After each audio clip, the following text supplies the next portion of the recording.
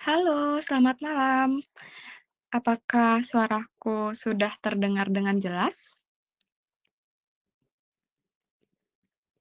Oke, aku harap suaraku bisa terdengar dengan jelas ya. Karena ini waktunya sudah menunjukkan pukul 7:01 waktu Indonesia Barat, eee, aku mau menyambut setiap teman-teman yang sudah datang dalam Tabula Talk pada hari ini, Jumat 11 Februari 2022. Selamat datang semuanya, kembali lagi bersama dengan kami di Tabula Talk, episode yang ke-69 dengan judul Overcoming Fear of Rejection. Namaku Yosi, hari ini aku akan menemani teman-teman semua untuk berbincang-bincang dengan psikolog kita yang keren abis. Beliau adalah seorang lulusan psikologi klinis dewasa dari Unikat Majaya Jakarta, dosen honorer di salah satu universitas swasta di Jakarta. Saat ini beliau juga praktik konseling di Bicarakan Indonesia, GROM, atau biasa juga dikenal dengan Grow with Femme Consultant, dan Get Calm. Selain itu, bidang kalian atau spesialisasi yang dimiliki beliau diantaranya romantic relationship with partner, sexual orientation, dan self-development. Tanpa berlama-lama lagi, mari kita sambut Mbak Angelia Lestari Kristiani, empati psikolog. Silakan untuk Mbak Angel, dipersilakan waktunya. Halo, selamat malam Yosi. Halo, Kak. Dan juga selamat malam kepada teman-teman yang sudah bergabung di sini. Halo, selamat malam. Semoga teman-teman semua sehat, semoga teman-teman semua juga bersemangat buat mengikuti materi kita di malam hari ini. Ini aku langsung jelasin aja gimana nih, Yos? Oh iya, boleh. Silakan, Mbak. Jelasin aja. Oke, baik. Nah, teman-teman, jadi di perkenalan terlebih dahulu, nama saya Angelina Lestari Kristiani, tapi teman-teman di sini boleh memanggil saya dengan Angel. Dan tadi perkenalan singkatnya udah dilakukan nih sama Yosi. Nah, teman-teman, sebelumnya aku mau menggunakan fitur yang belum pernah aku gunakan sebelumnya, yaitu fitur share screen di Telegram ini. Jadi nanti teman-teman, aku akan melakukan share screen untuk beberapa materi yang memang mau aku bawakan, dan nanti dari teman-teman Tabula, nanti mungkin dari Bene atau dari Yosi akan membantu untuk share gambarnya juga gitu. Jadi nanti teman-teman bisa lewat dua gitu, dari screen yang aku share maupun lewat image yang dikirimkan oleh Yosi maupun Bene. Nah, jadi memang hari ini aku akan membahas mengenai fear of rejection. Dan ini juga merupakan materi yang edisi Valentine gitu ya, Yos ya? Iya, betul banget, Mbak. Edisi Yes. Jadi minggu lalu udah sempat ada satu ya, Yos ya, pembahasan mengenai Valentine juga ya. betul banget. Nah, jadi kalau teman-teman yang mengikuti di kemarin, hari ini semoga bisa berkelanjutan gitu ya pemahamannya, sesuai dengan apa yang diterima sama teman-teman dari minggu lalu. Nah, jadi hari ini aku akan membahas mengenai fear of rejection. Nah, semoga layarnya sudah terlihat. Kalau di HP harusnya dia bisa kayak di zoom gitu ya, bisa teman-teman pinch layarnya supaya lebih jelas gitu.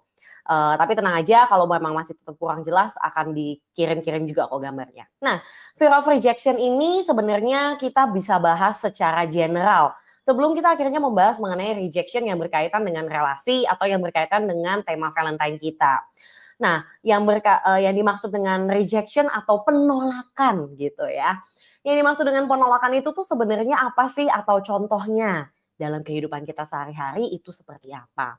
Nah, penolakan yang dimaksud di sini tuh pertama bisa ketika kita melamar pekerjaan, buat teman-teman yang di sini yang mungkin baru fresh graduate. Mungkin kita sempat nih merasa ada pengalaman-pengalaman di mana kita tuh susah banget kalau mau nego ada kontrak kerja. Jadi kayak kita merasa sebenarnya kontrak kerjanya tuh nggak sesuai dengan harapan kita. Atau mungkin kita tuh sebenarnya nggak seneng dengan posisi kita sekarang.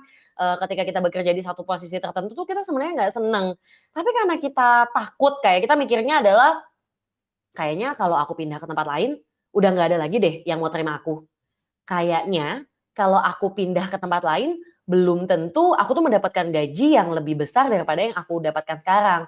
Jadi ya udah deh, aku bertahan aja di tempat kerjaku yang sekarang. Atau ketika kamu melakukan satu perjanjian kerjasama tertentu, kamu merasa bahwa susah banget mau bisa entertain klien, pengen bisa jual produk tertentu, mau bisa bernegosiasi tuh rasanya aku selalu di posisi kalah gitu. Aku selalu ada di posisi di mana negosiasinya tuh justru memberatkan aku, tidak menguntungkan aku gitu. Dan ketika bertemu sama orang baru, kita tuh merasa ragu gitu untuk bisa membuat komunikasi-komunikasi yang ringan, yang baru. Jadi akhirnya mau ngobrol juga ragu-ragu, kita juga takut gitu ya. Dan kemudian, nah ini nih, penolakan ketika dating. Mungkin lama-lama kita jadi mikirnya tuh kayak kita terlalu fokus sama kekhawatiran-kekhawatiran kita.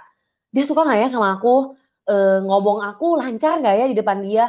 Penampilan aku gimana ya? Aduh, ini kalau misalkan aku makan di depan dia kayak bakal kelihatan rakus banget deh. Kayaknya dating pertama harusnya gak usah pergi makan nih, pergi nonton aja gitu. Jadi jangan-jangan ada pemikiran-pemikiran seperti itu. Begitu pula ketika kita mau masuk ke jenjang yang berikutnya, mau menikah, kita ngerasa kayaknya sulit nih untuk mengekspresikan kebutuhan kita di dalam kehidupan pernikahan ini. Jadi ya mungkin kita merasa takut yang sangat-sangat berlebihan kalau misalkan pasangan kita selingkuh. Padahal mungkin pasangan kita nggak pernah ngapa-ngapain. Kita juga tidak menemukan bukti-bukti apapun, tapi kan di film lagi rame tuh. Tapi kan di TikTok lagi rame tuh, kayaknya warga Indonesia tuh lagi banyak banget deh yang melakukan perselingkuhan gitu. Jadi akhirnya mungkin kita jadi punya ketakutan-ketakutan tersebut. Atau nggak usah jauh-jauh deh kehidupan pernikahan. Jangan-jangan dalam relasi pertemanan aja, kita juga memiliki ketakutan yang sama.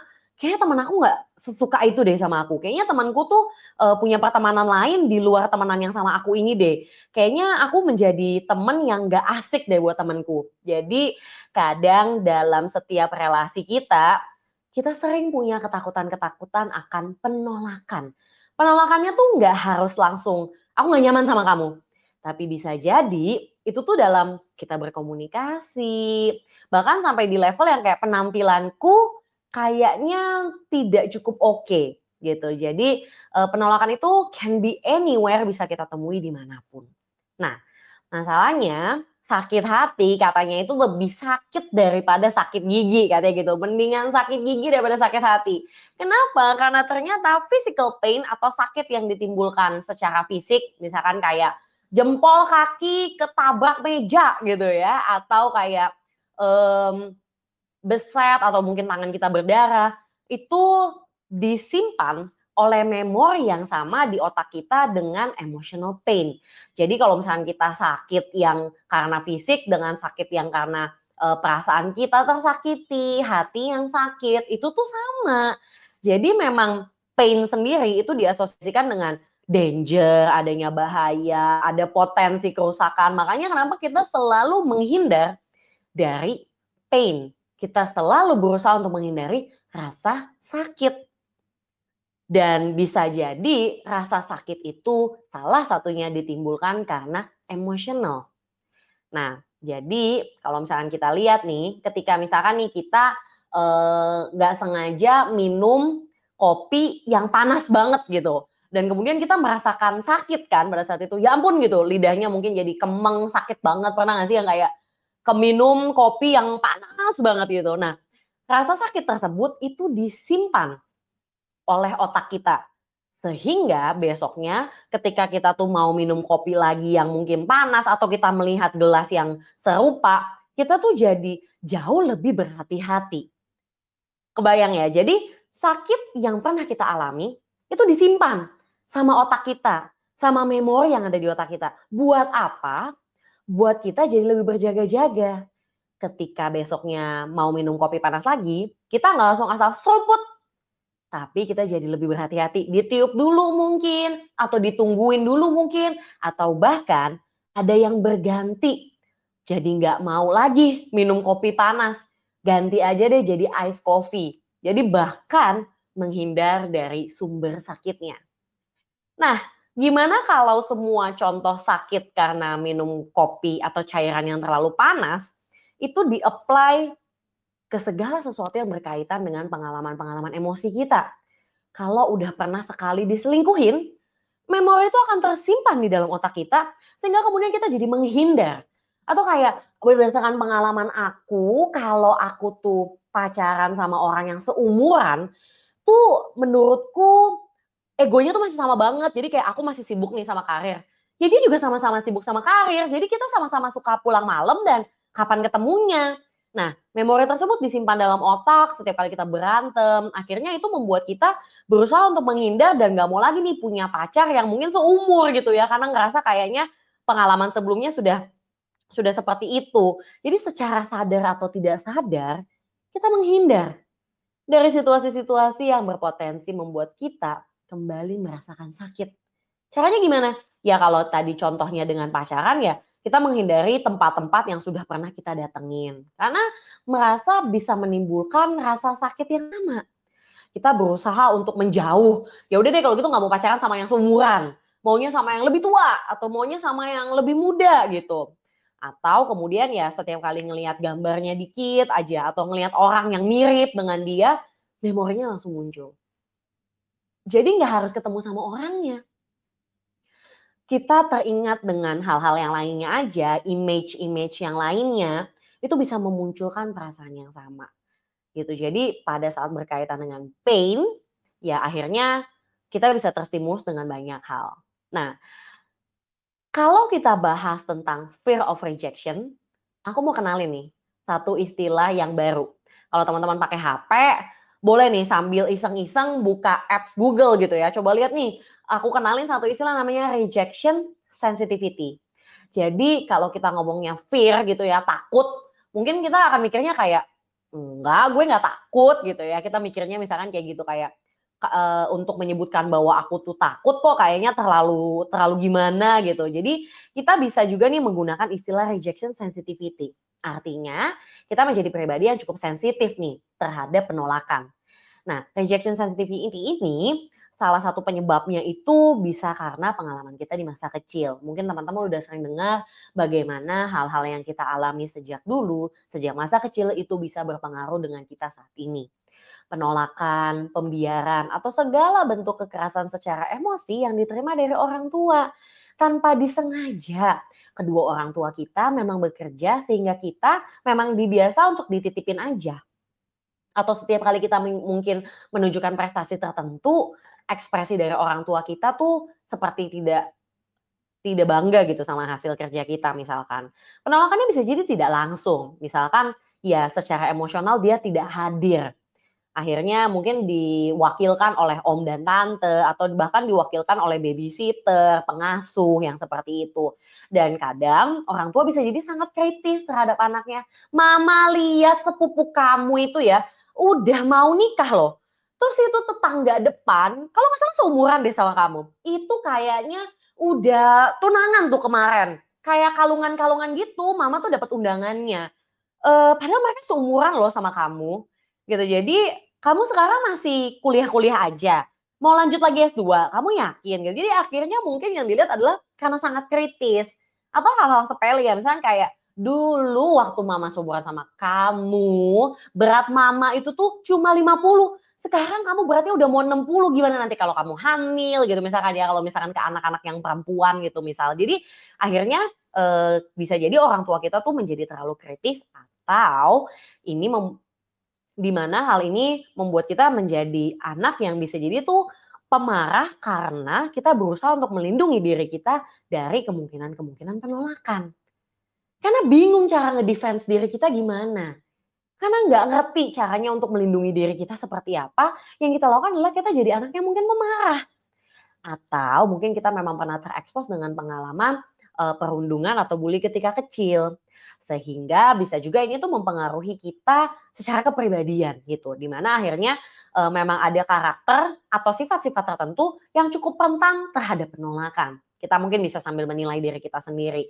Misalkan kita menyadari bahwa kita memang memiliki kepercayaan diri, self esteem itu artinya adalah kepercayaan diri atau keyakinan diri yang memang cukup rendah gitu. Jadi memang kita sering sekali tuh butuh dukungan-dukungan dari eksternal atau mungkin kita merasa kita adalah pribadi yang pencemas gitu. Jadi kayak secara umum, secara general memang aku cemas akan penilaian-penilaian orang. Jadi nggak harus ditolak juga udah cemas gitu. Jadi kayak nggak perlu ada yang nolak pun kadang aku jadi udah lebih berhati-hati dan mungkin kita punya gaya relasi atau attachment style yang memang penuh dengan rasa khawatir atau insecure gitu ya. Kadang-kadang kita suka dengar istilah-istilah tersebut. Jadi ini bisa menjadi penyebab-penyebabnya.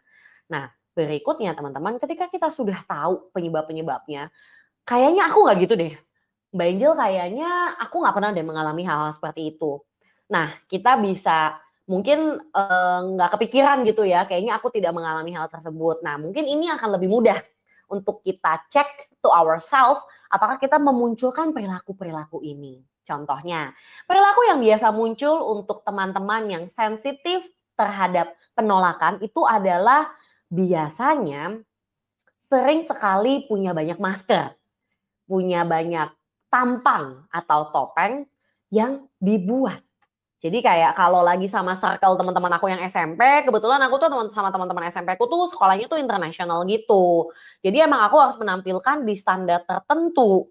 Jadi kemudian kalau pas masuk masuk kerja, kerjaan aku tuh perusahaannya multinasional. Jadi memang aku harus menunjukkan pengetahuan aku tentang dunia luar negeri itu seperti apa gitu. Akhirnya kita menampilkan pribadi yang tidak seperti kita yang sebenarnya.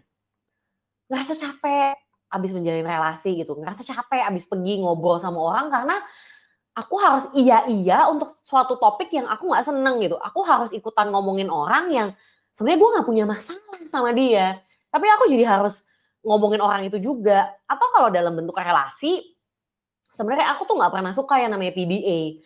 Aku tuh nggak suka ketika aku tuh harus kayak pelukan lah di eskalator gitu ya, kayak ceweknya di satu anak tangga atas, terus cowoknya di bawah, terus dipeluk gitu ya pundaknya gitu, atau yang kayak dicium pipinya di eskalator gitu ya. Jadi kayak rasanya tuh aku tuh sebenarnya nggak nyaman sama PDA ini. Tapi ya karena pasangan aku butuh untuk PDA ya udah gitu. Jadinya setiap kali cowok aku tuh seperti itu ya aku jadinya terima-terima aja gitu. Ya itu kita menjadi punya topeng yang palsu gitu, atau kayak aku tuh gak suka dandan tapi pasangan aku tuh menuntut aku untuk dandan gitu. Jadi ya udah aku harus dempul sejadi-jadinya gitu pada saat aku mau keluar ngedate bareng sama pasangan aku. Nah, kemudian berikutnya ini yang membuat kita juga kepalsuan itu sangat dekat dengan people pleasing gitu, atau kita jadi sulit to say no atau berkata tidak bahkan untuk hal-hal yang sebenarnya berpotensi untuk merugikan diri sendiri.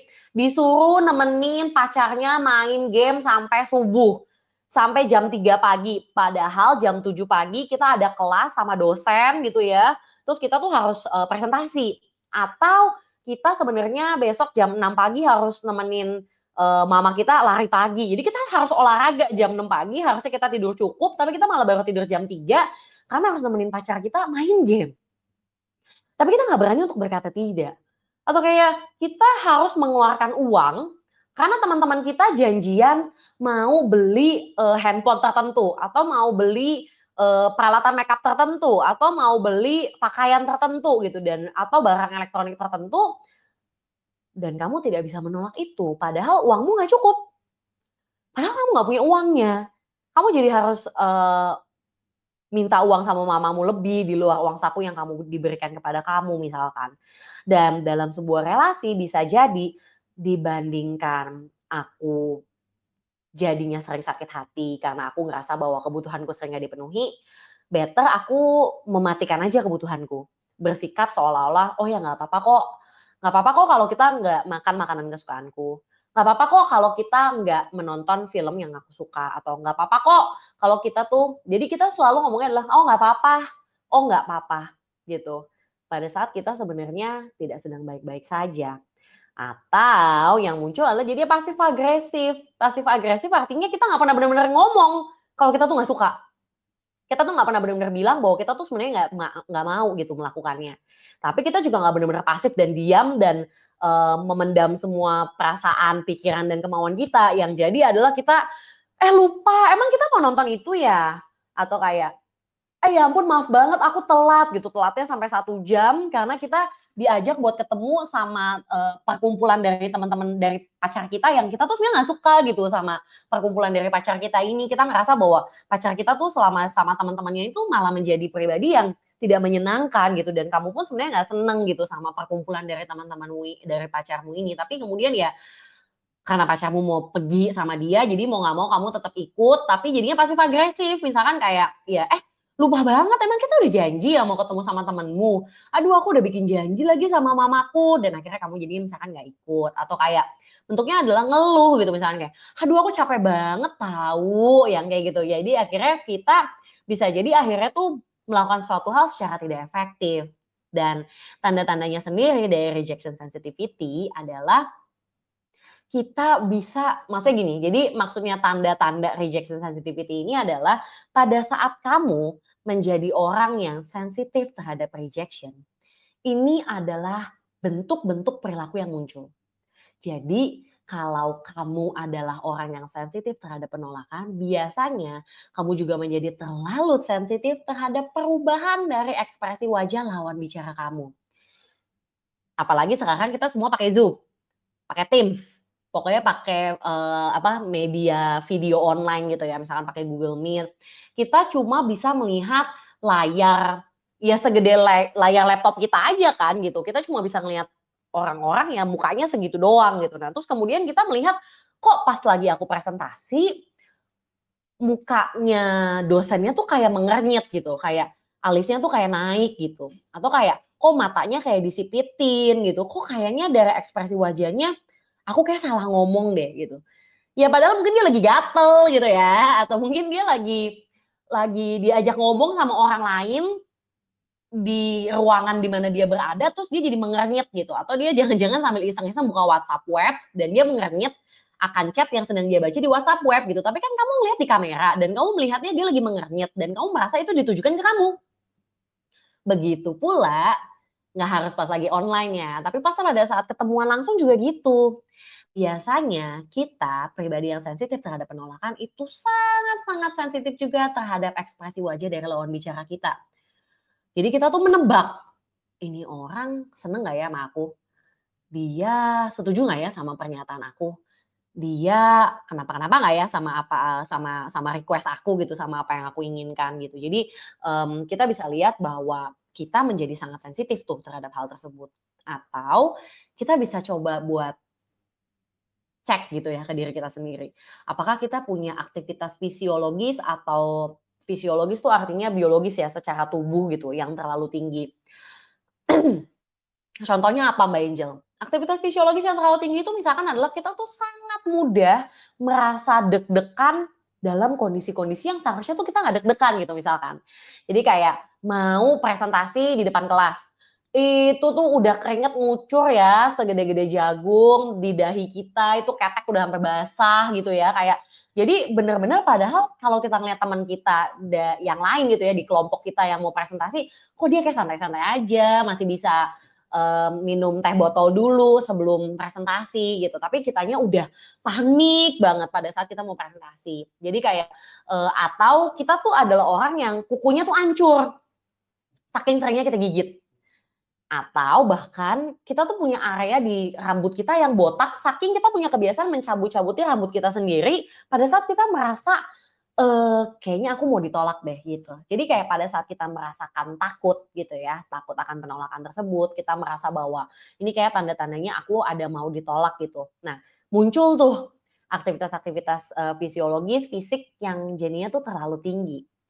Dan mau nggak mau dong kita suka salah atau menyalahartikan gitu interpretasi yang tertampil. Kita kan cuma bisa melihat perilaku yang tertampil. Jadi behavior sendiri itu ada dua teman-teman. Behavior yang memang bisa kamu lihat lewat mata dan ada juga behavior yang tidak bisa dilihat dengan mata. Contohnya apa? Ya ketika kamu berpikir, ketika kamu merasa, ketika niat, motivasi, itu kan sebenarnya adalah perilaku. Tapi kita nggak bisa lihat itu. Nah, yang bisa kita lihat itu kan cuma apa yang tertampil gitu kan di depan kita. Ya dia senyum, ya dia mengulurkan tangan untuk bantu kita. Ya dia memeluk kita, atau dia bukain kita pintu, dia bawain belanjaan kita. Nah, itu kan adalah perilaku-perilaku yang bisa kita lihat. Nah, kita tuh jangan-jangan suka salah nih dalam mengartikan perilaku-perilaku orang. Misalkan teman kita lama nih bales chat kita. Nah, kita pikirannya tuh udah kemana-mana banget. Dan akhirnya kita jadinya attention bias. Artinya dari sekian banyak pengalaman kita berhasil, kita bisa tuh mengabaikan 9 kali keberhasilan dan fokus pada 1 kali kegagalan. Ya, tapi kan kali ini gue gagal gitu. Ya hoki aja kali yang lainnya. Jadi kalau kita lihat sebenarnya pengalaman kita mengalami penolakan tuh hanya 1 kali. Atau sebenarnya pengalaman kita ditolak dan pengalaman kita diterima tuh jauh lebih banyak ketika kita diterima. Ide-ide yang kita berikan ketika kita lagi rapat, atau usulan-usulan yang kita berikan ketika kita lagi kerja kelompok, itu sebenarnya lebih banyak yang diterima. Tapi kita jadi terlalu fokus sama 1 kali penolakan yang kita alami. Dan tentunya ini jadi yang terakhir gitu ya, kita tuh jadi sensitif sama semua bentuk penolakan gitu. Jadi, maksudnya apa? Bahkan untuk hal-hal yang kita persepsiin sebagai penolakan, yang bukan penolakan yang sesungguhnya. Maksudnya misalkan ada teman kita yang bilang, "Eh, hari ini aku nggak ikutan, jalan-jalan dulu ya, aku ikutnya minggu depan." Kita ngerasanya bahwa dia tuh pasti nggak suka deh sama gue, makanya dia tuh nggak mau pergi. Ya padahal mungkin dia beneran lagi nggak ada duit dan dia harus nabung gitu. Jadi kita mempersepsikan itu sebagai penolakan terhadap kita, gitu. Jadi kita benar-benar sensitif banget sama hal tersebut. Nah, ini sebenarnya akhirnya secara general aku rangkum jadi 3 gitu. Intinya adalah kita tuh terus-menerus fokus dan mencari bukti bahwa kita tuh emang ditolak. Padahal mungkin nggak pernah ada yang benar-benar menolak kita gitu, bahwa pada saat pacar kita bilang, "Iya, aku jemputnya telat dikit ya, mundur dulu nih, soalnya harus nganterin mama dulu ke puskesmas depan." Kita tuh langsung mikirnya adalah, aku tuh emang akan selalu kalah sama keluarga dia. Dia tuh emang harus selalu, fokusin atau utamain keluarga dia. Dia kan anak cowok pertama. Ya selama-lamanya, selama pacaran ya dia nggak akan pernah bisa prioritasin aku. Gitu. Jadi kita memang fokus dan mencari-cari bukti gitu bahwa kita tuh memang sering banget ditolak dan kita akhirnya jadi selalu aware, waspada gitu ya, selalu siap siaga, mengamati dan memantau suasana hati atau perilaku orang lain. Jadi kayak, ini orang mood-nya lagi gimana ya? Kayak dia lagi bad mood deh, kayaknya aku harus baik-baikin deh. Kayaknya dia jadi kita tuh sibuk banget jadi psikolog gitu ya, berusaha untuk menjadi psikolog dan menebak-nebak, berusaha untuk menjadi peramal juga gitu mungkin, berusaha buat menebak ekspresi wajah, lawan bicara kita. Dan sebenarnya secara nggak langsung kita menjadi sangat haus karena ingin mempunyai relasi yang dekat-dekatnya tuh sesuai dengan persepsi kita gitu. Maksudnya jadi kita, takut juga kalau pacarannya long distance karena kita ngerasa kayaknya itu terlalu rentan untuk, putusnya deh gitu atau kayak, nggak mau ah dari circle yang sama atau nggak mau ah dari yang bekas temen atau nggak mau ah dari yang satu tempat kerja gitu. Jadi, kita tuh merasa harus punya yang bener-bener relasinya tuh deket banget sama kita gitu. Jadi kayak, kita cari gitu, kita bener-bener akhirnya craving untuk hal tersebut. Nah, kalau kita lihat lagi dampak-dampaknya sendiri itu sebenarnya ada, aku bagi jadi 2 gitu. Meskipun kita tuh takut untuk ditolak, kita sebenarnya punya keinginan yang sangat tinggi untuk bisa disukai gitu. Jadi merasa bahwa kita tuh perlu disukai oleh semua orang. Padahal kan sebenarnya sah-sah aja pada saat ada orang yang memang nggak senyaman itu untuk ngobrol sama kita. Karena kita orangnya misalnya blak-blakan gitu. Nah, ada orang yang nggak nyaman tuh sama kita yang kayak gitu atau kita tuh orangnya tuh suka ngomongnya tuh pakai aku, kayak kita lahir terbiasa dengan untuk ngomong pakai aku kamu. Nah, ada tuh orang yang kayak, "Aduh gua nggak suka banget, ngomong sama dia soalnya dia ngomongnya pakai aku kamu." Ya sebenarnya sah-sah aja dong gitu, cuma kita ngerasanya adalah, nggak bisa semua orang tuh harus suka sama gue, semua orang tuh harus suka sama aku gitu. Dan ketika kita ditolak, kita akan berusaha setengah mati untuk memenangkan hati orang tersebut.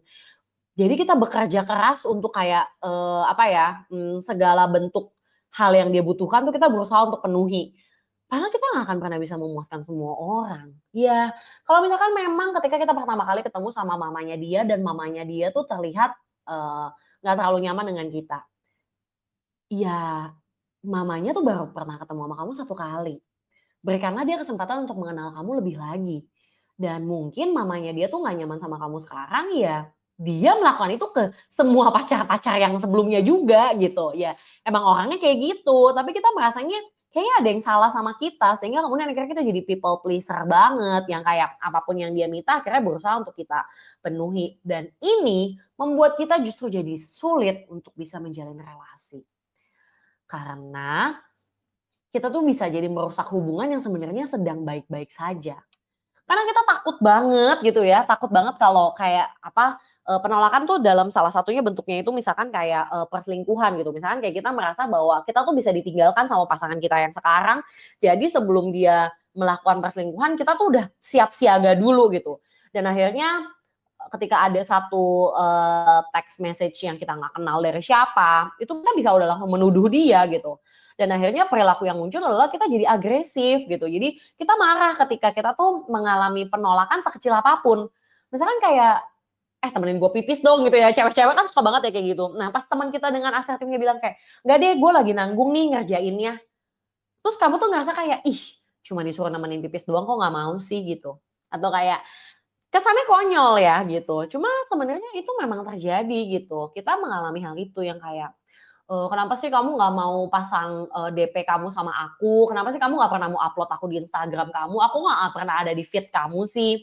Nah, padahal emang itu adalah Instagram yang dia gunakan buat jualan gitu. Misalkan emang dia jualan barang kayak di situ. Jadi ya memang itu memang nggak jadi Instagram yang benar-benar pribadinya dia gitu. Ya wajar dong kalau misalkan dia tuh nggak upload foto kamu di situ misalkan. Tapi kita jadinya tuh agresif ketika melihat hal tersebut dan pasangan kita bisa ngelihatnya adalah kok dia nggak peduli banget ya bahwa ini adalah Instagram yang aku gunakan tuh buat bekerja gitu. Atau kayak, kok kamu nggak pernah sih ngajak aku ikutan meeting-meeting sama teman-teman kamu tuh yang yang bisnis bareng sama kamu. Kamu malu ya nggak bawa-bawa aku gitu. Nah, padahal mungkin pasangan kita tuh bisa mikirnya adalah ya mungkin yang lain juga nggak bawa pasangan gitu. Jadi masa buat meeting kerjaan aku bawa pasangan gitu. Nah terus kita dilihat sebagai orang yang akhirnya kok nggak bisa ya peka terhadap hal yang seperti itu. Atau di sisi yang ekstrim kita bisa menghindar dari situasi-situasi yang berpotensi membuat kita ditolak. Akhirnya ketika diminta, ketemu yuk sama orang tua aku, ntar dulu deh. Kita pergi yuk sama teman-teman aku mau kenal nih sama kamu. Nanti dulu deh ya, aku belum siap nih buat ketemu sama teman-teman kamu, kita pergi berdua dulu aja terus ya gitu. Atau ya misalkan kayak pada saat kita belum punya pasangan dan teman-teman kita tuh yang kayak mau ngajakin kita buat kayak, kenalan yuk sama teman gua nih, ada yang mau kenalan sama lu gitu. Nah, kita justru menghindar dari hal tersebut dan ya yang ada kita makin terisolasi dong. Yang ada kita makin makin nggak bisa menjalin relasi sama siapapun karena kita melindungi diri kita sedemikian rupa. Jadi orang-orang yang sensitif terhadap penolakan biasanya merespon kehidupan mereka dengan berbagai cara untuk melindungi diri. Padahal perilaku-perilaku yang ditujukan untuk melindungi diri itu biasanya menjadi bumerang. Misalkan mereka berusaha untuk melindungi diri dengan cara jadi agresif, ya justru membuat pasangannya menjadi terganggu. Atau dia berusaha untuk melindungi diri dia dengan cara ya jadi orang siaga banget gitu, jadi pacar yang siaga banget, tahu password Instagram, password Facebook, password Gmail, password HP gitu. Karena kita siap-siap gitu, jangan sampai gue diselingkuhin gitu. Tapi itu membuat pasangan kita jadi nggak nyaman. Jadi perilaku-perilaku yang kita lakukan untuk melindungi diri kita dari penolakan justru biasanya menjadi bumerang. Nah, hal ini juga terlihat melalui masalah relasi romantis. Pada saat kita tuh menerima penolakan, kita tuh menjadikan penolakan itu sebagai bukti bahwa, "Tuh kan, aku tuh emang nggak bisa diterima di mana-mana.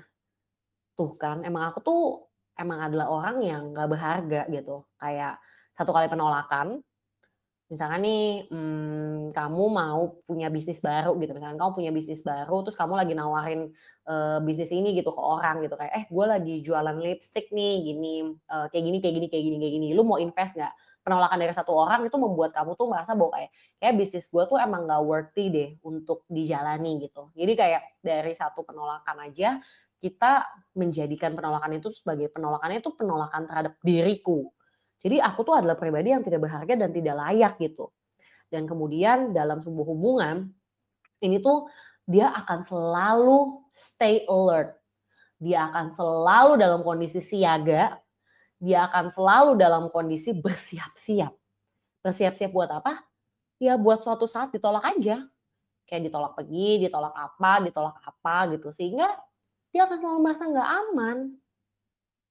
Gimana sih rasanya Kita aja nggak seneng kan kalau kita pergi sama teman yang teman kita tuh dikit-dikit tuh kayak gitu ya, kayak dikit-dikit nengok ke belakang, dikit-dikit nengok ke belakang kayak, lu nungguin apaan sih? Lu ngeliatin apaan sih? Kan kadang kita suka gituin ya. Nah, kamu bayangin kalau kamu menjalin relasi dengan orang yang selalu siap siaga. Jadi yang kayak, siapa tuh yang chat? Itu siapa yang ajak kamu pergi? Siapa tuh yang baru follow kamu? Kok follower kamu nambah 1? Nah loh, gitu ya. Jadi kita akhirnya jadi sangat-sangat siaga dan kesalahan sekecil apapun dilihat sebagai kurangnya perhatian atau penilaian yang kejam atas diri kita sendiri gitu ya. Jadi kita ngerasa tertekan, ngerasa marah akan hal-hal yang berpotensi menjadi sebuah penolakan. Jadi belum nih ya, belum ditolak baru potensi aja. Nah, bagi kita yang remaja, bagi kita yang berusia remaja, dampaknya tuh bisa jadi membuat kita tuh berada di posisi yang rentan menjadi korban karena kita merasa bahwa kita harus memenuhi semua keinginan dari orang lain gitu untuk membuat kita tuh bisa diterima. Dan kita jadinya mungkin bisa jadi tuh bertindak ekstrim untuk mempertahankan hubungan. Akhirnya jadi kita udah tahu bahwa berhubungan seksual itu tuh aku nggak mau gitu. Aku nggak mau berhubungan seksual sampai aku nikah. Nah ini tuh sebelum umur 17 tahun aja, kamu punya pacar yang lebih tua dan mungkin pacarmu tuh kayak sering banget pegang-pegang area yang sebenarnya tuh nggak membuat kamu merasa nyaman. Tapi karena kamu takut pacarmu anak kuliahan atau pacarmu tuh orang kerja, kamunya masih SMA, kemudian kamu ngerasa kayak kalau gue nggak mengizinkan atau memberikan apa yang diminta oleh orang ini, nanti dia malah mutusin gue gitu. Dan akhirnya kita jadinya mentoleransi hubungan yang nggak sehat sekalipun. Hubungan yang sebenarnya adalah membuat kamu tuh jadi nggak pede karena kamu sering dibanding-bandingin sama mantan dia. Aduh, kamu tuh ya kalau kamu lihat foto-foto mantan aku, kamu tuh pasti bisa ngeliat deh selera aku tuh kayak gimana gitu. Jadi kita tuh sadar sebenarnya tuh konsekuensinya negatif, tapi masih aja dilakukan. Dan ini juga buat kita yang dewasa, itu sering salah dalam menginterpretasikan peristiwa atau reaksi dari lawan bicara gitu. Karena kita stay alert, waspada, misalkan kayak kalau kita punya pacar yang memang lagi sibuk-sibuknya kerja, misalkan oh pacar kita kerjanya di KAP, di kantor akuntan publik tuh yang memang ada high season, tapi setiap kali lagi high season kita ngambek. Setiap kali lagi high season nggak bisa pergi satu weekend, kita ngerasa dia udah nggak sayang lagi sama aku karena di weekend ini dia nggak pergi sama aku gitu. Dan kita jadinya sering banget cemburu tanpa alasan karena kita takut ditinggal gitu. Jadi bahkan ketika kita sebenarnya lagi pacaran gitu ya, jelas-jelas oke, official ya nih aku pacaran sama kamu, aku udah upload foto sama kamu, aku udah bawa kamu ke temenku, aku juga bawa kamu ke acara-acara keluargaku. Udah sedemikian deketnya pun kamu tetap takut bahwa kamu tuh bisa ditinggal suatu saat nanti gitu. Jadi akhirnya yang terjadi adalah menghindari konflik. Ketika sebenarnya dia melakukan suatu hal yang kamu gak suka, kamu gak mau tegur dia.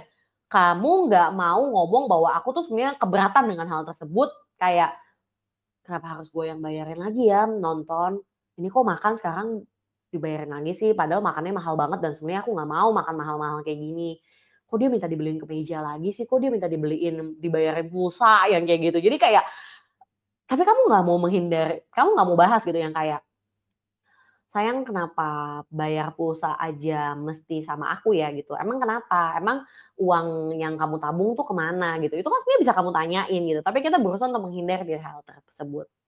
This is my last slide gitu ya, ini adalah topik terakhirku, supaya nanti aku bisa selesai di jam 7.45 dan kita bisa punya waktu sekitar 15 menit untuk tanya jawab. Nah, jadi what to do dong Mbak Angel kalau misalnya ternyata aku memang lebih sensitif atau lebih rentan terhadap rejection gitu. Nah, yang pertama yang bisa kita coba untuk lakukan itu adalah kita belajar untuk menemukan stimulusnya. Kondisi atau situasi seperti apa yang kita tuh sering hindari. Ya karena takut itu akan mengarah pada suatu penolakan tertentu gitu. Jadi kita perlu untuk merefleksikan, duduk, diam, dan berpikir gitu. Sebenarnya tuh stimulus kita tuh apa sih gitu. Apa hal yang nggak pernah kamu ungkapin karena kamu takut orang lain nggak setuju gitu. Misalkan bahwa aku sebenarnya tuh untuk ciuman aja tuh aku sebenarnya nggak mau gitu. Karena aku ngerasa bahwa ya aku maunya ciuman tuh ketika udah nikah gitu misalkan gitu. Tapi ya kemudian kamu merasa bahwa teman kamu semuanya udah pernah ciuman. Pacar kamu melakukan ciuman sama pacar-pacar dia sebelumnya. Jadi aneh kalau misalkan dia tuh nggak ciuman sama aku gitu. Padahal itu sesuatu hal yang mungkin sacred buat kamu dan ya itu penting buat kamu dan kamu sebenarnya punya prinsip gitu ya. Tapi akhirnya kamu nggak mengungkapkan itu gitu. Atau apa keinginan yang nggak kamu utarakan karena kamu takut ditolak gitu. Misalkan sebenarnya kamu mau ajak pasangan kamu untuk aku sebenarnya pengen ajak pasangan aku untuk konseling couple gitu, karena aku tahu kayaknya tuh dia punya emotional issue dan aku nggak bisa bantu gitu, kayaknya harus yang bantu adalah tenaga profesional. Cuma, ya kamu nggak pernah mengutarakan hal tersebut karena takut ditolak gitu, kayak atau apa langkah yang nggak jadi kamu ambil ya karena kamu takut itu membuat kamu ada di situasi yang rentan. Nanti dia malah ngelihat gue tuh sebagai cewek yang nggak asik, sebagai cowok yang nggak asik gitu, kayak nanti dia lihatnya aku tuh sebagai cowok yang nggak mandiri gitu. Jadi ya udahlah nggak usah lah, nggak usah ajak dia ketemu sama nyokap. Jadi kayak ya udahlah nggak usah gitu misalkan. Nah, dan yang terakhir adalah yang paling penting gitu. Penolakan apa yang paling kamu takut untuk dengar? Jadi kita bisa coba ambil waktu untuk benar-benar merenungkan. Dan pada saat kita merasakan semua ketakutan itu, kalau bukan kita yang memvalidasi rasa sakitnya, siapa lagi? Pada saat kita mau bersedih, perbolehkan diri kita untuk sedih. Pada saat kita memang merasakan perasaan takut, perbolehkan kita untuk merasa takut dan perbolehkan kita untuk bisa mengutarakan itu juga kepada orang lain. Kita nggak bisa sepenuhnya mengontrol apakah ide kita, proposal kita, lamaran kita, penawaran kita itu bakalan ditolak atau bakalan diterima. Karena penolakan atau penerimaan adanya di tangan orang lain. Tapi kita selalu bisa mengontrol intensitas dari emosi kita. Kita memang nggak bisa mengendalikan orang tuh mau terima kita terus atau enggak. Kita nggak bisa mengendalikan apakah pasangan kita tuh bakalan setia selama-lamanya amin sama kita, ya kita nggak tahu lah isi hati orang. Tapi kita selalu bisa mengontrol intensitas emosi kita gitu. Melatih kita untuk secara emosional tuh kita bisa lebih kuat, nggak yang sedikit-sedikit marah, sedikit-sedikit ngamuk, sedikit-sedikit ngeblok pacar gitu. Kita sering banget ngeblok pacar, sering banget nge-hide story yang kayak gitu. Ya, setiap kali kita ngamuk yang seperti itu. Nah, berikutnya pada saat kita avoid atau menghindar, kita bisa mengubah menghindar itu menjadi satu action tertentu. Misalkan jika suatu tujuan memang masih tampak penting buat kamu, kalau misalkan itu memang masih bermakna buat kamu, ya coba untuk mengambil langkah untuk bisa melakukan hal tersebut. Meskipun ada risiko penolakan gitu. Jadi menghindar memang kadang tuh terasa lebih aman. Tapi pada dasarnya intinya kamu tetap nggak dapat apa yang kamu inginkan gitu. Karena tanpa permintaan emang nggak akan ada penolakan. Tapi juga tidak akan ada penerimaan. Jadi kayak kamu mikir, ya udahlah gue nggak usah nggak bilang deh, ya udah deh. Padahal kayak sebenarnya tuh kamu mau ajak pasangan kamu untuk melakukan suatu hal yang positif gitu. Misalkan kamu kayak mau ajak pasangan kamu tuh untuk ke gereja bareng sama kamu gitu misalkan. Kayak aku mau ajak pasanganku buat ke rumah ibadah nih bareng sama aku gitu. Atau kamu mau ajakin teman kamu untuk kayak buka puasa bareng gitu sama kamu. Terus kamu ngerasa kayak tapi nanti kalau misalkan aku ngajak nanti aku ditolak. Kalau aku ditolak nanti tuh aku pasti sakit hati banget, mendingan aku nggak usah nanya deh. Ya ketika kamu nggak nanya, emang kamu nggak bakal ditolak. Tapi berarti juga itu memperkecil chance atau kesempatan kamu untuk diterima juga. Bisa aja pada saat kamu nawarin untuk ke gereja bareng, beribadah bareng tuh ternyata dia mau-mau aja, ternyata dia oke-oke aja dengan hal tersebut. Dan yang terakhir, kita penting untuk dapat reframing. Reframing tuh berarti mengubah bingkainya atau mengubah penilaian kita mengenai penolakan itu sendiri. Kita bisa mengubah penolakan menjadi kesempatan buat belajar menjadi lebih baik lagi. Pada saat kamu ditolak di satu tempat kerja, pada saat ide yang kamu utarakan itu ditolak sama rekan kerjamu, pada saat kamu ditolak untuk melakukan suatu hal gitu ya, kamu bisa melihat itu sebagai mungkin aku ditolak karena apa yang aku tawarkan ini memang masih belum matang. Atau memang ideku ini tidak bisa diterapkan di tempat ini gitu. Sehingga kemudian sebenarnya kita bisa berpikir apa ya yang bisa direvisi, apa ya yang bisa ditingkatkan, apa yang bisa kemudian dikembangkan. Karena terlalu banyak alasan situasional yang membuat kita ditolak. Bisa aja emang pada saat kita tawarin ide, orangnya lagi nggak punya budget untuk nge-support kamu. Pada saat kita nawarin untuk melakukan suatu hal, bisa aja orang itu tuh baru aja ditawarin sama orang lain hal yang sama. Jadi dia nolak kamu gitu. Jadi mengubah apa yang kita lakukan itu lebih mudah dibandingkan mengubah diri kita sendiri. Jadi yang diubah adalah action-nya. Bukan mengubah seluruh kepribadian kita. Ya udah aku akan mengubah kepribadianku menjadi pribadi yang ekstrovert. Aku akan berusaha untuk senang sama semua kegiatan sosial. Aku akan berusaha untuk ikut, join sama semua kegiatan-kegiatan sosial gitu. Di saat kamu sebenarnya bukan orang yang seperti itu gitu.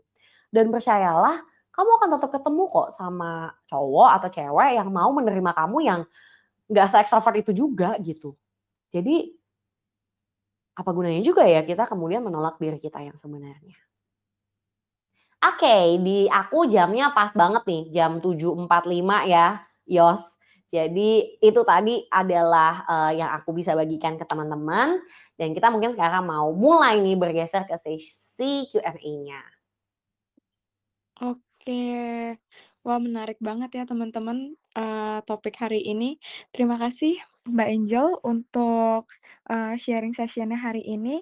Kalau dilihat-lihat dari komentar teman-teman, tadi ada teman-teman yang bilang, kena banget nih pengalaman, pas lagi tadi Mbak Angel contohin. Terus ada juga yang bilang, kalau, dipikirnya penolakan itu cuma di bagian bidang percintaan, ternyata ada juga loh aspek-aspek lain. Nah, boleh nih kalau teman-teman mau ada yang bertanya, silahkan boleh menggunakan fitur raise hands atau teman-teman juga boleh tulis di kolom komentar. Silakan teman-teman. Oke, ini ada teman dari mahasiswa sastra Inggris, namanya Tommy. Halo Tommy, salam kenal. Tommy, izin bertanya Kak, saya dari SD sampai kuliah ini, entah mengapa ingin selalu aktif. Kadang aktifnya dari dalam hati, namun terkadang aktif di kelas terpaksa. Sebenarnya terpaksa karena mungkin di kelas dan di kalangan guru atau dosen, udah terkenal aku aktif. Meskipun ini kadang bikin aku tertekan. Kira-kira gimana solusi dari Kakak untuk permasalahanku? Terima kasih. Nah, gimana nih Mbak, untuk Tommy ini? Oke, hai Tom, selamat malam. Mungkin emang biasanya gitu ya, kayak itu tuh nggak cuma di perkuliahan doang Tom, kadang di pekerjaan juga gitu, kayak kita yang karena kita pernah sekali aja ngasih ide, jadinya kita yang bertanggung jawab untuk ngerjain kerjaan itu gitu ya. Jadi kayak, ya udah nih karena Tommy yang sering kasih ide, Tommy aja dia yang kerjain gitu misalkan. Dan mungkin itu yang akhirnya terjadi gitu ya, bahwa kayak ketika kita mau duduk, sebenarnya kita cuma mau duduk doang di kelas hari itu mendengarkan. Tapi rasanya kita terpaksa buat angkat tangan gitu ya, terpaksa untuk, nanya atau terpaksa untuk duduk di depan, padahal kita kepengen kayak sekali-sekali bisa duduk di belakang, kita pengen sekali-sekali ya mendengarkan gitu sama kayak teman-teman kita yang lainnya. Nah sebenarnya Tom, kamu bisa coba untuk tanyakan juga pada dirimu sendiri, sebenarnya yang membuat kamu keberatan tuh apanya? Apakah itu benar-benar membuatmu sangat-sangat keberatan atau sebenarnya kamu masih bisa mentoleransi hal tersebut?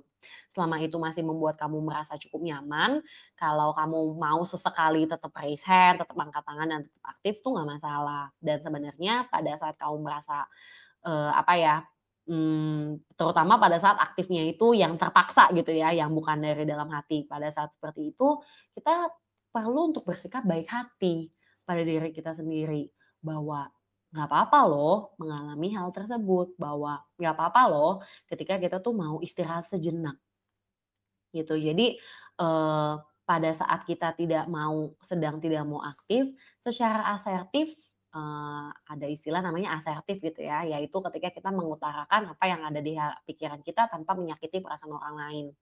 Pada saat kita memang sedang tidak ingin aktif atau apapun, kita bisa gitu, langsung utarakan saja bahwa, "Oh, saat ini memang aku lagi," apa ya, maksudnya misalnya kayak, "Oh, iya nih soalnya aktivitas aku lagi banyak, jadi mungkin aku lagi nggak bisa terlalu aktif nih, lagi nggak bisa bantu dulu.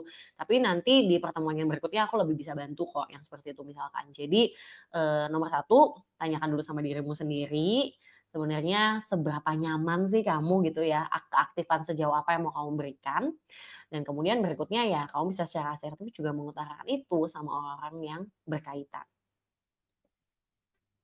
Oke, berarti kalau aku boleh simpulin lagi, sebenarnya yang penting itu bagaimana apa yang ada dalam hati ya, Mbak? Eee, Bener, yang iya, membuat kamu gak nyamannya tuh apanya gitu. betul, disesuaikan kembali. Oke, terima kasih, Mbak, buat, jawabannya. Ya, Semoga bisa membantu untuk Tommy. Kita lanjut ke pertanyaan berikutnya dari Fitra. Halo Fitra, salam kenal sebelumnya. Kak, bagaimana caranya PDKT sama orang yang mengalami masalah rejection ya? Sebenarnya kita berdua sama-sama tahu perasaan masing-masing lewat cara kita, kita sama-sama malu dan takut ditolak. Butuh waktu lamakah buat PDKT-nya? Dia sering curhat lewat lagu yang dia bikin dan aku lewat puisi. Jadi aku takut buat jalin komitmen juga kayaknya. Oke, baik. Jadi, mmm, satu hal nih Fitra, kita tidak bisa mengubah orang lain, kita hanya bisa mengubah diri kita sendiri.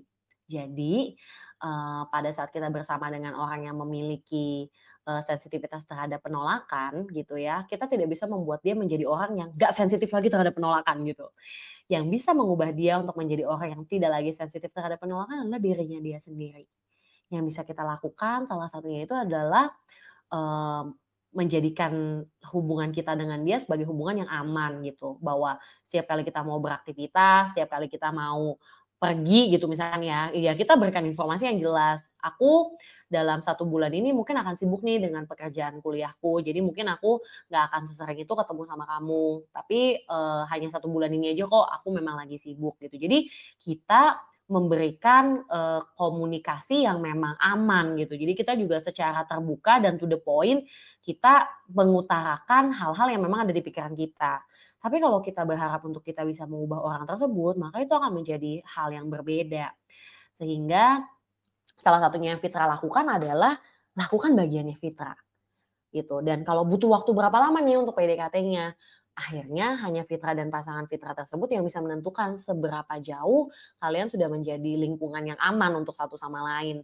Sebenarnya yang dibutuhkan oleh orang-orang yang takut terhadap penolakan itu adalah kepastian. Jadi salah satunya nih misalkan, bisa banget nih kamu juga mengutarakan bahwa saat ini aku tuh hanya menjalin, hubungan WhatsApp-an rutin setiap hari tuh sama kamu doang.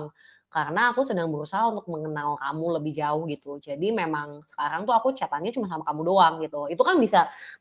Itu bisa mengatasi ketakutan dia, "Kayaknya si Fitra lagi chat-chat-an sama banyak orang deh, kayaknya bukan sama aku doang deh," gitu. Jadi kayak, apa yang kamu rasakan, kekhawatiran apa yang kamu miliki, bisa jadi juga dimiliki sama dia. Jadi kamu ingin diperlakukan seperti apa, perlakukanlah juga demikian terhadap orang tersebut. Oke, menarik ya jawabannya, Mbak. Mmm, kita nggak bisa mengubah orang dan yang bisa kita, fokuskan tuh adalah bagaimana behavior kita sendiri, perilaku kita sendiri. Oke, ini tadi ada teman kita juga yang menggunakan fitur raise hands, Kak Nadia Septiani mungkin apakah Kakak ingin berbicara secara langsung? Silahkan kalau ingin Kak, waktu dan tempat dipersilahkan.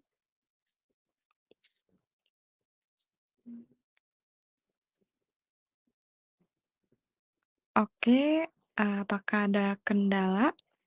Kalau ada kendala mungkin, eee, mau lewat diubah lewat fitur chat di komen juga boleh ya, Kak. Eee, ini ada pertanyaan lagi selanjutnya aku bacain dari, Jonathan Chandra. Eee, "Halo Jonathan, salam kenal." Eee, jadi pertanyaannya, saya orang yang nggak suka banget penolakan dan juga bukan risk taker. Banyak kesempatan-kesempatan yang akhirnya dihindari karena kemungkinan penolakannya besar. Alhasil lumayan sih, sekarang saya nggak banyak menghadapi banyak penolakan dan ngerasa cukup percaya diri.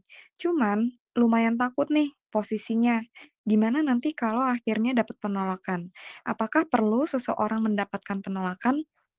Wah, menarik juga nih pertanyaannya, Kak. Yes. Oke. Hai Jocan, jadi aku tuh merasa bahwa, aku bisa relate banget sama, pertanyaan dari Jocan ini. Karena, aku tuh juga seperti itu gitu. Aku tuh adalah orang yang juga lumayan takut sama penolakan gitu. Jadi, salah satunya aja nih ya, jadi kepengen ikut cerita nih ya, ngelihat cerita Jocan. Aku tuh nggak pernah ikut, ujian untuk masuk ke negeri, sama sekali. Jadi aku tuh S1, S2 semua swasta. Bahkan dari TK sekolahku tuh swasta, pendidikanku tuh selalu swasta.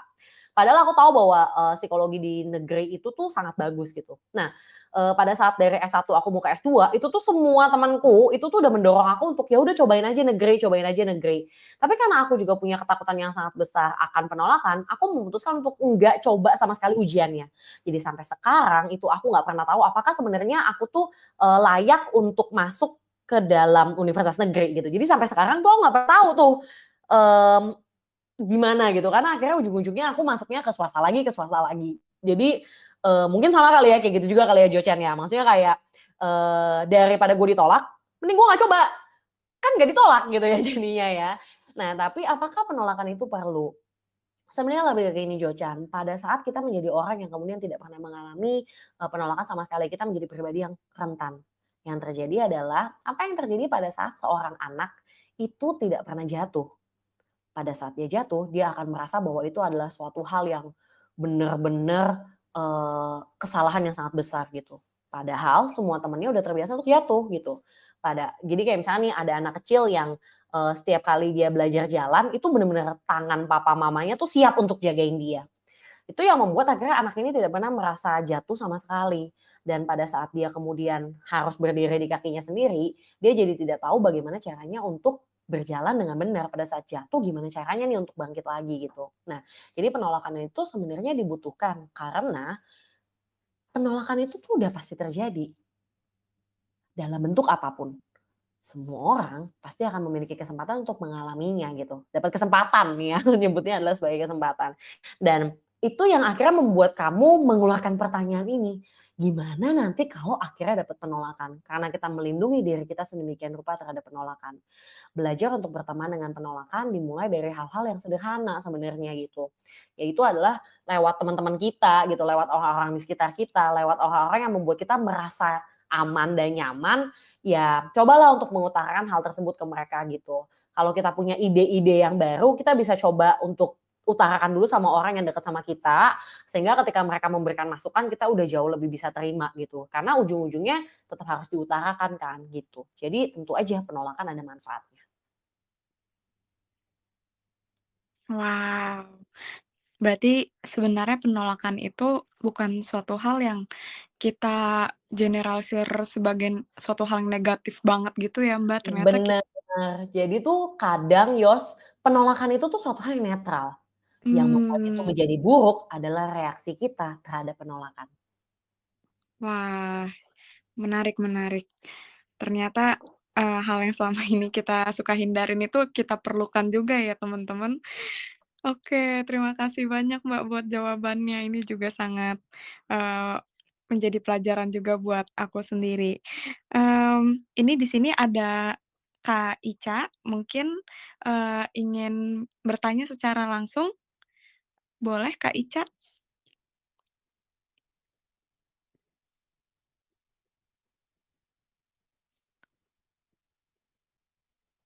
Oke, apakah ada kendala, Kak, ingin dibantu?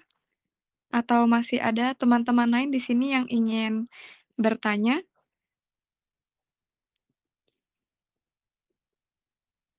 Oke, di sini ada dari Aulia Azizah. Halo Kak, izin bertanya, jika pernah punya masa lalu fear of rejection, kemudian mau berubah menjadi lebih baik, apakah ada tipsnya Kak untuk percaya diri melakukan itu? Merasa kurang pede karena pernah melakukan kesalahan fear of rejection yang cukup parah. Salah satunya menjadi orang yang nggak bisa bilang tidak.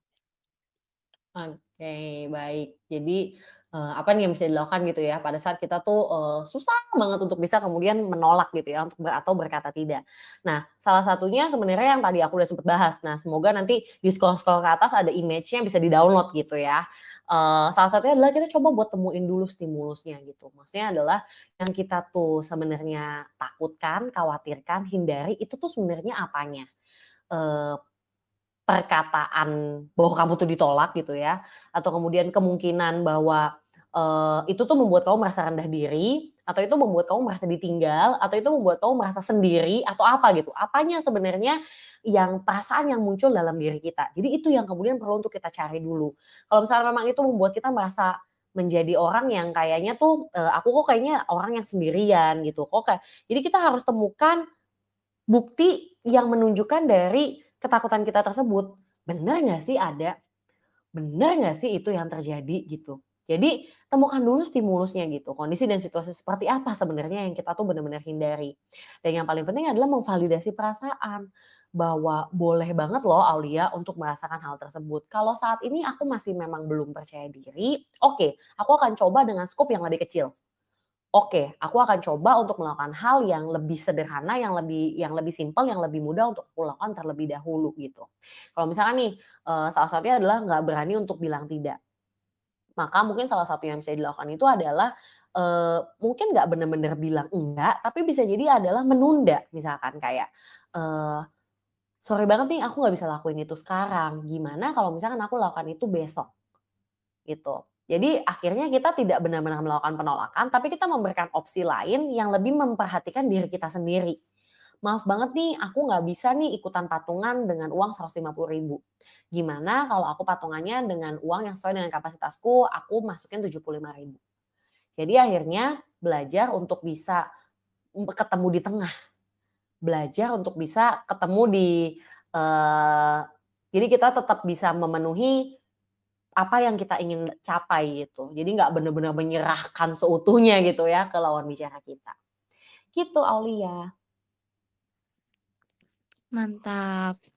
Jadi ada porsi yang memang bisa kita lakukan dan kerjakan, dan kita juga jadi tahu batasan-batasan yang sehat sendiri untuk diri kita ya, Mbak. Betul. Oke, mmm, oke teman-teman, karena waktu sudah menunjukkan pukul 8. Mmm, Sekarang aku mau membagikan beberapa pengumuman dari, Tabula Talk. Sebelumnya aku juga mau mengucapkan terima kasih sekali lagi kepada Mbak Angel untuk, sharing session-nya hari ini sangat insightful sekali, Mbak. Terima kasih udah meluangkan waktu juga bersama-sama dengan kami dan memberikan bantuan untuk setiap pertanyaan buat teman-teman di sini. Semoga teman-teman semua yang juga punya pertanyaan, baik yang sudah terucapkan maupun belum, bisa terjawab oleh, pembahasan kita pada hari ini. Oke teman-teman, kalau teman-teman di sini sudah, follow Instagram Tabula, Tabula sedang mengadakan, eee, oprek atau open recruitment untuk host. Kalau ada teman-teman yang tertarik untuk bergabung bersama dengan tim kami, silahkan teman-teman bergabung dan mengikuti prosedur yang, telah tertera dalam poster. Sebentar juga kami akan memberikan, beberapa foto untuk teman-teman bisa tahu, barangkali teman-teman ada yang berminat untuk menjadi host atau menjadi bagian dari kami, teman-teman boleh sekali untuk teman-teman mencoba, eee, daftar dan bergabung bersama dengan kami. Kemudian informasi yang kedua, kami juga punya giveaway buat teman-teman di sini, di mana teman-teman, eee, akan dipilih ada 2 pemenang dari hari ini, peserta yang sudah hadir, dan teman-teman yang terpilih bisa mendapatkan free sesi konseling selama 40 menit dengan konselor asosiat Tabula. Caranya gampang, 1 teman-teman follow akun Tabula ID, tabula.id di Instagram, dan yang kedua, post Instastory kamu, manfaat apa yang teman-teman dapati selama mengikuti Tabula Talks hari ini. Yang ketiga, tag akun tabula.id dan tag 3 teman kamu yang kamu rasa dapat, mendapatkan manfaatnya juga dari apa yang sudah kamu dapatkan juga di sesi Tabula hari ini. Pemenang akan diumumkan dan dihubungi oleh admin Tabula melalui direct message Instagram. Kemudian, informasi yang terakhir dan gak kalah penting, teman-teman juga di sini bisa mendapatkan sertifikat Tabula Talk, dengan mengisi link yang juga akan admin bagikan di kolom komen. Oke teman-teman, terima kasih sudah mengikuti rangkaian sesi pada hari ini. Salam sejahtera, semoga teman-teman dalam keadaan yang sehat dan baik. Terima kasih teman-teman. Kita tutup untuk hari ini.